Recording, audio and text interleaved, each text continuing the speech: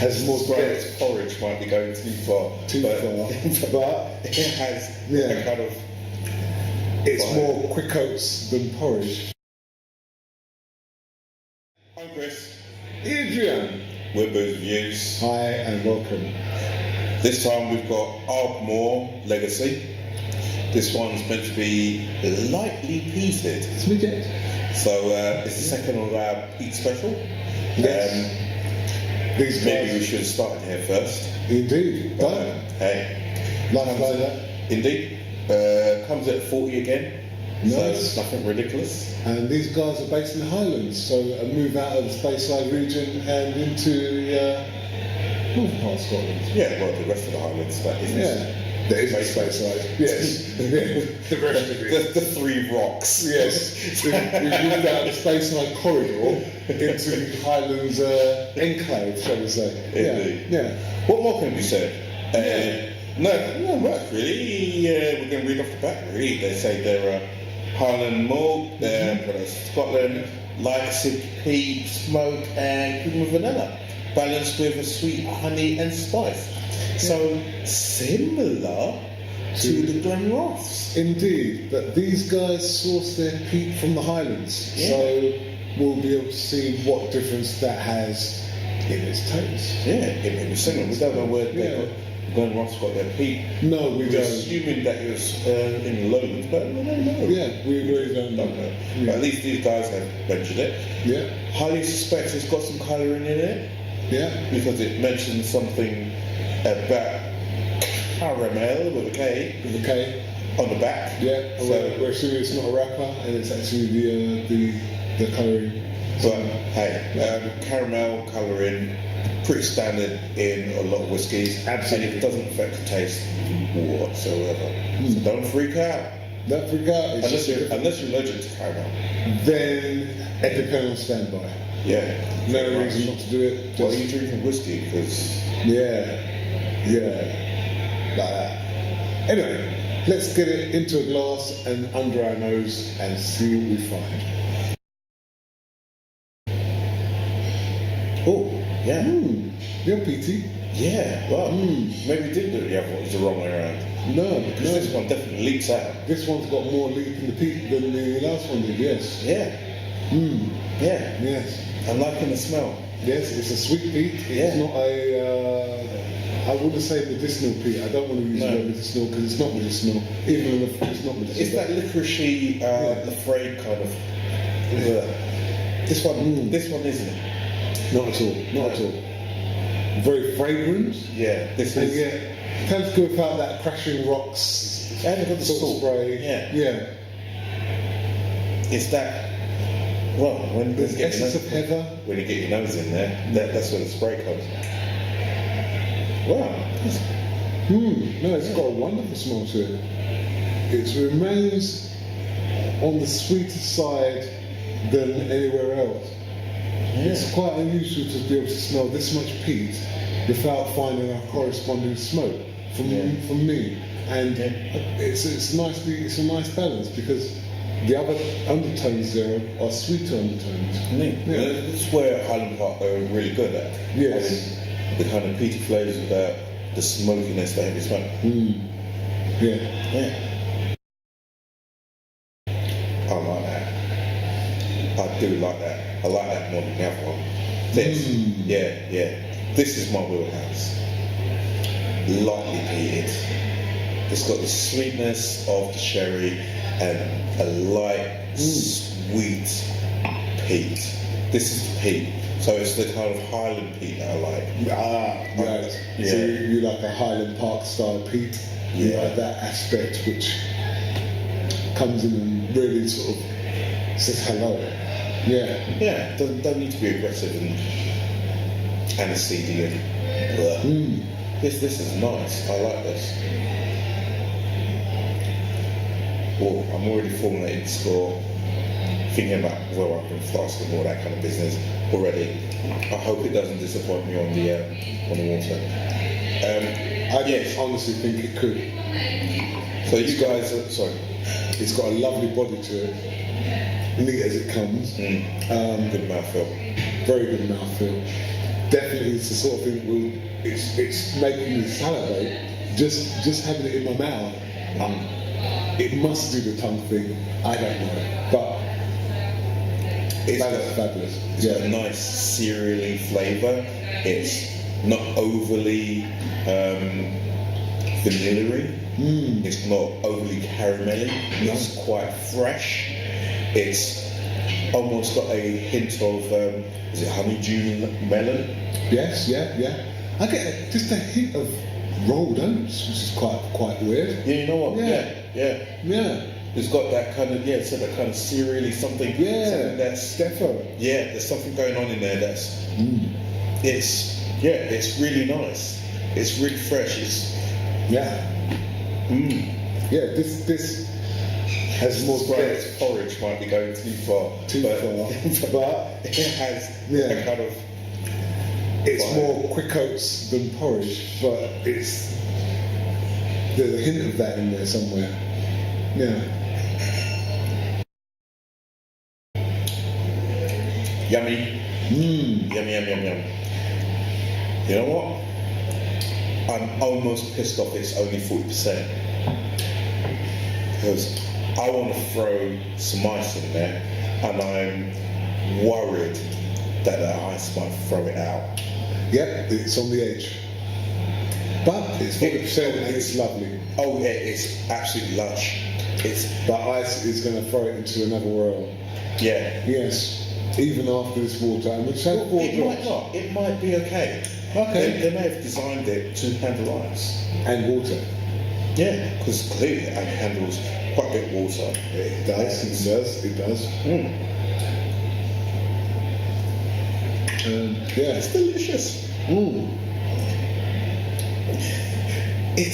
It's weird. Why is it weird, man? Why is it weird? Tell me. Let's get down to it. It has that peaty overtone. It's almost like the top notes are peaty. It's an umbrella of peat. Yes. Then there's this sherry, almost sherry bomb thing just going boom, boom, boom, boom, boom underneath. And it's like, it's a marriage between the two. And, I like my sweet sherry flavours. And this is more geared towards that.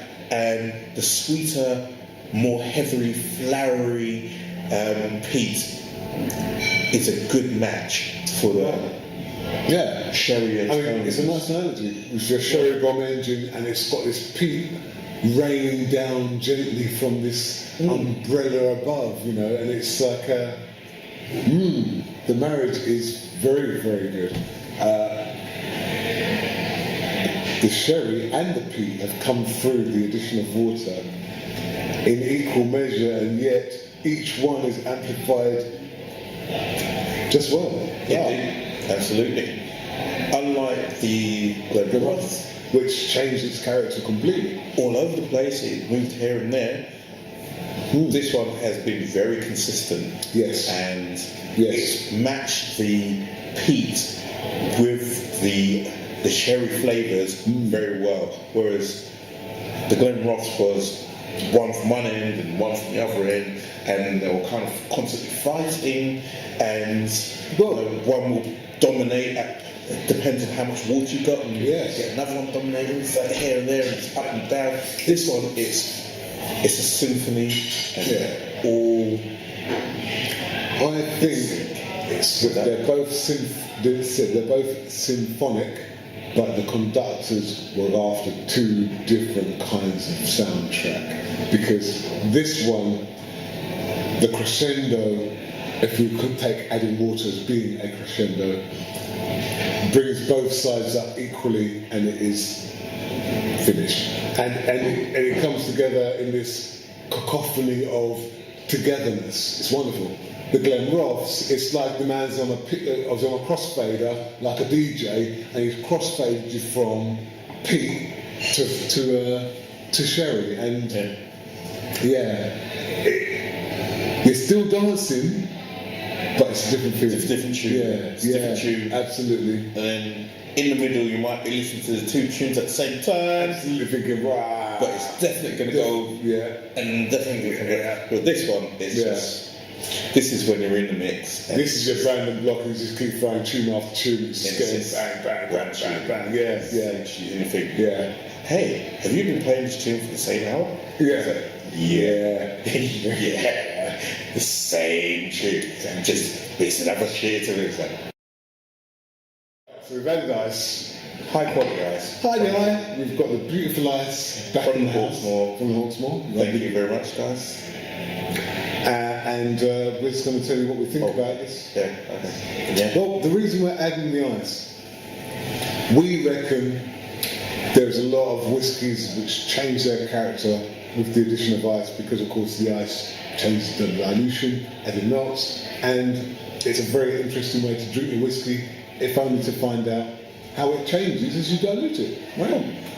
And as well, we know that master blenders take into consideration that a lot of whiskey drinkers do drink with ice Indeed, indeed. as their preferred method of inducing water. Yes. So it's got to be able to be subject to A little bit of water abuse. and A bit of waterboarding.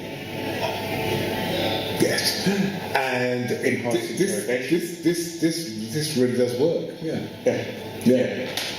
It brings out a lot more of the kind of peaty flavours. Yes. I don't know whether it's the temperature that brings it out, because there's a second one that we've had with us and it's kind of gone somewhere else. I don't know. If you know the science behind it, let us know. Yeah. We'll be keen to find out. Very keen. Yeah. Oh, it's cheeky. It's really nice. Yeah. To have a notes that peaty, floral peatiness, and it's not in any way, shape or form unpleasant. This is There's no bitter, there's no aniseed. it's not excessively jasmine-y. It is right there going. I've picked out the keynotes of a peaty expression that you would want to experience, and here it is in this glass. It is quite something. Yes. Would you flask it? This is eminently flaskable. Eminently flaskable. Yes, yes, without a doubt.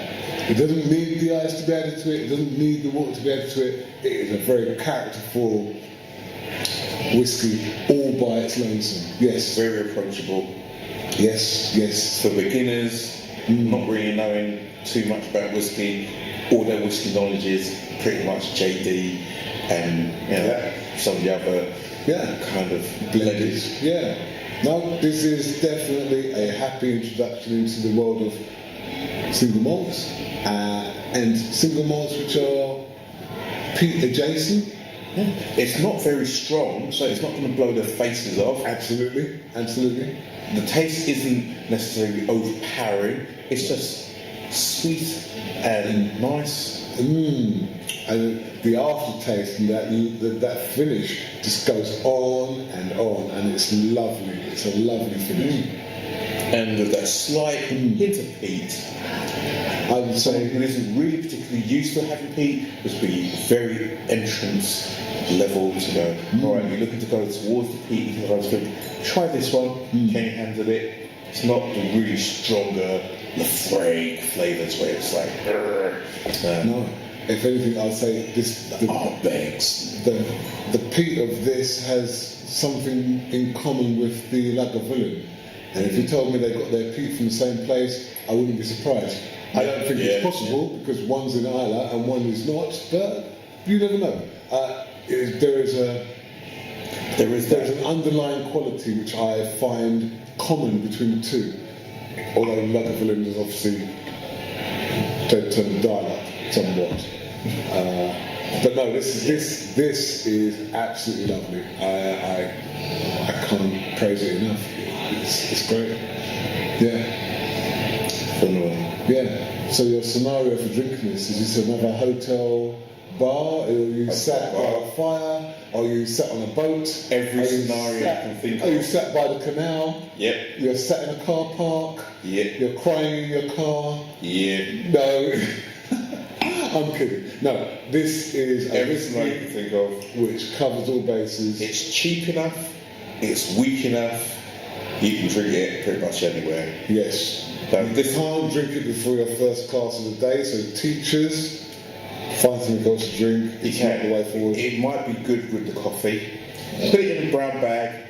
It's only 40%, and it tastes lush. You will need some mints. But, that aside, great whiskey. My advice, drink it after work. After work, yeah. If you must. Yeah. And you must. If you must, then you must. After work, if you must. Yeah. After work. Definitely. Yeah. Nice. Yes. I'm very, very impressed. So, got a score? Oh. 40. Next question. 42. Woo! Yeah, okay, there you have it. 42. Yeah. Yeah. It's bloody great. It is great. I could have gone higher, but you know what? You've got to stop somewhere, and 40 was the number I came out with. That's great. Yeah, love it. Love it. It's bloody nice. Yes. So, that, I don't think I've got anything more. No. All right. We've flasked it. We've gifted it. We gifted it. Did we get? No, we didn't gift it. Did we gift it? We didn't gift it. Yes. Yeah. If you're watching now and you're thinking, where's the gift? It's coming, mate. It's coming. Right? Yeah, it's definitely eminently 100% giftable. You gift this, people are going prostrate at your feet and go, I didn't realise that you realised that I Question realised. is, if you got someone who really likes their smoky and earthy flavours, this might not actually hit their buttons because I don't know. it's lightly flavoured. I don't know. Anyway. Sorry, lightly peated. Yeah. So it doesn't really. You're heading towards that territory. Look, don't get me wrong, I love my Lagavulin. Yeah. I love it. Yeah, so do I. You show me a Lagavulin 12 and I'm like, yes, all my Christmases and everything You've else. gone out to Lafroy, mate. I'm paying this bloke in Lafroy. I like this a lot. If I got this as a gift, I'm not going, well, it's not Lafroy. Yeah, it's not the the bag. Yeah. You know, it's not Lagavulin 12. So no, this is a fantastic whiskey. And yeah, eminently giftable. There's not enough there. It's not too sweet. It's Absolutely. not overly peaty. The way it carries itself, it carries with a swagger, and I like that. Yeah. On the back, they call it light, silky peat smoke and creamy vanilla, balanced with sweet honey and spice. Spot on. Yeah. I raise a glass to the person who came up with that. Nice work. That's been the Ardmore Legacy. I'm Adrian. I'm Chris. We're Biz Reviews. Yeah, you know. Yeah, That absolutely. yeah. Doing all that stuff. Many thanks to the Mates. many thanks to our friends at the Hawksmoor for allowing us to film here. And yeah, we'll see you next time.